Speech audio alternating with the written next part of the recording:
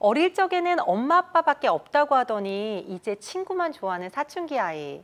저렇게 친구만 좋아하다가 잘못된 길로 갈까 너무 걱정돼요. 안녕하세요. 교육환경 디자인 전문가 강미라 전도사입니다. 기독교 자녀 교육에 대해 논하는 이 프로그램에서 먼저 사춘기 자녀를 둔 부모님들이 많이 겪으시는 고민을 살펴보고자 합니다. 지난 시간에는 말을 안 하는 아이의 자녀 교육을 어떻게 하면 좋을지 생각해봤죠. 이번 시간에는 친구만 좋아하는 아이는 왜 그런지, 부모님은 이런 아이를 어떻게 교육해야 할지 같이 고민해 보도록 하겠습니다. 친구를 좋아하는 것은 사춘기의 큰 특징 중에 하나죠. 유아기와 아동기 때도 친구를 좋아하기는 하죠. 사춘기 때는 좋아하는 걸 넘어 친구가 다인 것처럼 행동을 합니다. 아마 이 부분이 부모님들을 더욱더 불안하게 하는 요소일 거예요. 전에는 친구를 좋아하기는 해도 부모님 말씀도 듣고 가족들과도 시간을 같이 보내면서 친구랑 놀았잖아요. 근데 이제는 부모님과 가족은 다 뒷전이고 친구랑만 시간을 보내려고 하죠. 그러다 보니 아직 미성년자인 아이가 혹시라도 친구들과 잘못된 선택을 하지 않을까 싶어 더 걱정이 많이 되실 거예요. 실제로 친구들과 어울리다가 큰 잘못을 저지르는 경우들이 있기 때문에 걱정하시는 부모님의 마음이 이해가 됩니다. 친구 주제는 두 가지 측면에서 살펴보도록 하죠. 첫째는 아이의 흥미가 변하는 것, 둘째는 아이와 부모님의 분별력을 키우는 것. 아이들뿐만 아니라 사람은 계속해서 흥미가 바뀝니다. 그게 정상이에요. 하나님께서 사람을 만드실 때 몸을 주셨잖아요. 몸이 성장하고 노화하는 과정에 따라 그 안에 담긴 혼과 영도 변하게 되어 있습니다. 나이가 들면 내 나이에 뭘 새로 시작해? 라는 생각이 드시는 것도 몸과 관련이 있어요. 예전보다 기력이 쇠해진 것 같고 아픈 곳이 많아지니 자연스럽게 생각하는 것도 노화가 되는 거죠. 도전하는 것이 두렵고 하던 일도 그만하고 싶어지고요. 왜 병원에 방문해 보면 무기력한 분위기 있잖아요. 이게 바로 신체가 약할 때 나오는 기운이에요.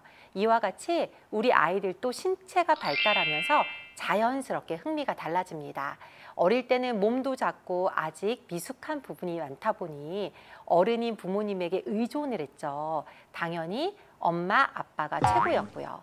근데 사춘기가 되면 몸이 엄청 커집니다. 2차 성징도 나타나고 얼핏 보면 어른과 비슷한 신체가 되죠. 그러다 보니 생각이 독립하는 쪽으로 가게 되어 있어요. 내가 더 이상 누군가에게 의존하지 않고 스스로 살 수 있겠다는 생각이 신체가 커지면서 들게 되는 거죠.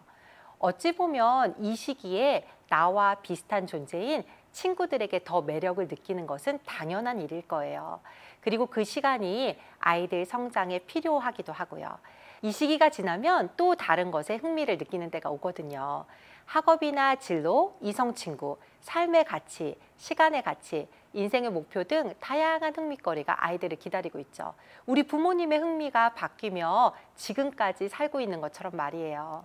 이런 관점에서 아이가 친구를 좋아하는 모습을 보이면 우리 아이의 흥미는 어떻게 변해가는가를 관찰하시는 시간으로 삼으시면 훨씬 수월하게 지나가실 수 있을 거예요. 다시 한번 강조하지만 자녀 양육은 장거리전입니다. 매일 긴장하고 염려하면 결코 제대로 뛸 수가 없어요. 호흡 잘 가다듬으시고 매일 정해진 속도로 달려가는 훈련을 하시는 게 중요합니다. 아이의 말 한마디, 표정 변화, 태도에 매이지 마시고요. 우리 아이는 성장을 어느 정도 하고 있구나 생각하시는 쪽으로 시각을 넓히시는 게 좋습니다.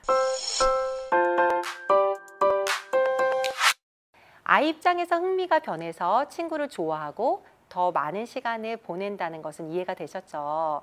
근데 아직도 문제는 해결되지 않았습니다.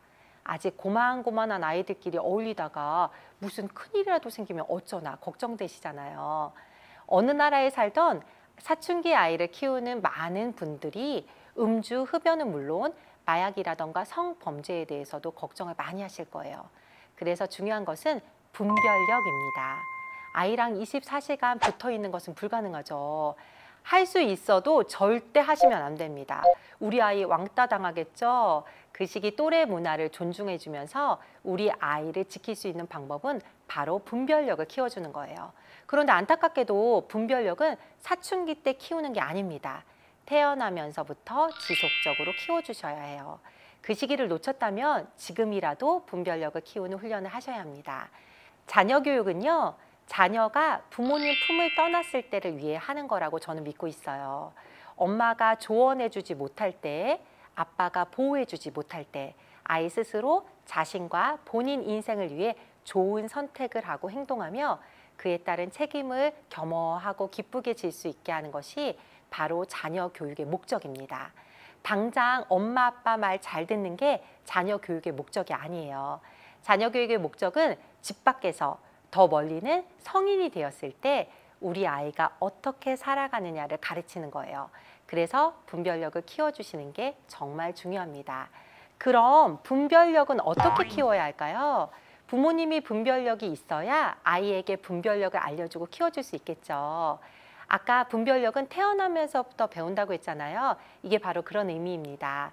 아이들은요, 관찰을 참 잘해요. 우리 엄마 아빠가 어떤 결정을 하는지 어릴 때부터 지켜보거든요. 어깨 너머로 분별력을 배우고 있다는 뜻이에요. 시청자 여러분, 지금까지 분별해서 좋은 선택을 하셨나요? 혹시 돈만 추구하면서 결정하진 않으셨나요?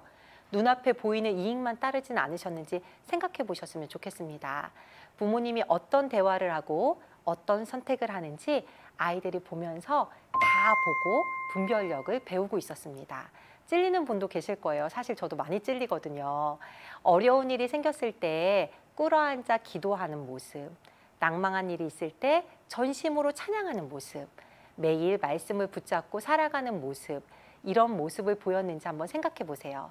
사람과 부딪힐 때 기꺼이 용서했는지, 우리 아이들 분별력을 키워주기 위해 우리가 먼저 분별력을 키우고 분별력 있게 행동해야 합니다. 제가 추천하는 방법은 가정 예배를 드릴 때 잠언을 읽으시는 거예요. 잠언이 31장까지 있으니 그 날짜에 맞춰서 한 장씩 읽으시면 됩니다. 잠언은 지혜의 책이어서 분별할 수 있는 상황에 대해 가르쳐 줍니다. 친구들이 나쁜 선택을 하려고 할 때 우리 아이들 마음에 함께 읽었던 말씀이 아이들을 불편하게 했으면 좋겠습니다. 죄를 짓는 자리에서 우리 아이들 눈에 자기를 위해 눈물로 기도하는 부모님들의 모습이 떠올랐으면 좋겠습니다. 그래서 그 자리를 박차고 도망칠 수 있는 용기가 우리 아이들에게 있기를 간절히 바랍니다. 친구만 좋아해서 더욱 걱정인 사춘기 자녀를 어떻게 교육해야 할지 생각해 봤는데요. 아이들이 흥미를 발달시기에 따라 변하는 것이 당연하다는 것을 아시고 우리 아이가 늘 좋은 선택을 할 수 있도록 분별력을 키워주셨으면 좋겠어요. 그리고 무엇보다 우리 아이가 좋은 친구들을 많이 만나면 좋겠죠. 그러려면 우리 아이가 먼저 좋은 사람이 되어야 됩니다. 항상 사랑하는 것이 친구이고 어려울 때 도움이 되려고 태어난 것은 형제다라고 잠언 17장 17절에 말씀하고 있습니다. 우리 아이가 누군가에게 이런 친구가 되고 이런 친구를 얻어 인생이 풍요로워졌으면 좋겠습니다. 그렇게 기도로 응원하는 부모님들이 되시길 바라면서 다음 시간에는 게임 많이 하는 우리 아이 어떻게 교육할지 나눠보도록 할게요. 그럼 모두 평안하세요. 샬롬!